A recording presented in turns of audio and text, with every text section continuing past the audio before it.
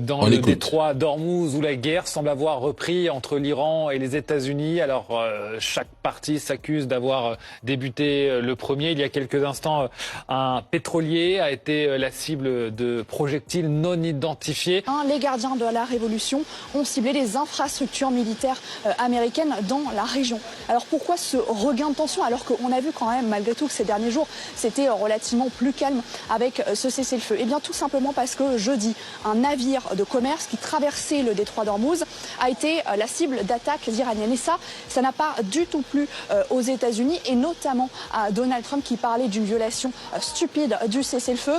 Côté iranien, là on a critiqué également ces frappes américaines qui ont eu lieu un petit peu plus tôt dans la nuit. Le ministère des Affaires étrangères iranien dénonçait une violation flagrante de l'accord et l'Iran va même plus loin. L'un des conseillers du guide suprême disait que la réponse iranienne sera rapide et décisive. Malgré des milliers de frappes américaines sur l'Iran depuis le 28 février, une guerre informationnelle permanente visant les gardiens de la révolution et une succession de déclarations triomphalistes dans les médias occidentaux.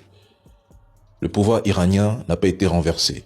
Au contraire, il a tenu à absorber et répondu par moments de manière directe avec des frappes ciblées sur des intérêts militaires américains dans la région, rappelant sa capacité de nuisance et de rétorsion. Les scénarios de chute rapide ou de guerre éclair annoncés par Donald Trump n'ont pas abouti. L'État iranien reste structuré, ses institutions fonctionnent et il conserve une place incontournable dans les rapports de force et les négociations internationales, même sous pression maximale. Je me pose ces questions souvent.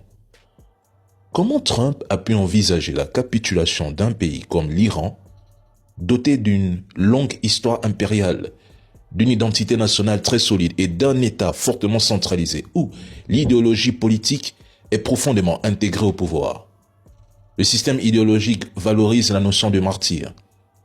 Les institutions restent relativement cohésives. Les forces de sécurité apparaissent unifiées et la population conserve, dans une large mesure, un sentiment d'adhésion à l'effort national. Par ailleurs, malgré un isolement international et des décennies de sanctions économiques, l'économie iranienne a montré une capacité d'adaptation et de résilience, maintenant une forme de continuité depuis plus de 40 ans. Aujourd'hui, l'Iran a frappé des positions américaines dans la région. Téhéran prévient que ce n'est que le début de riposte. En cas de nouvelle agression américaine ou israélienne, la riposte sera plus large et plus ferme, à un moment donné. Quand ça vous dépasse, vous quittez.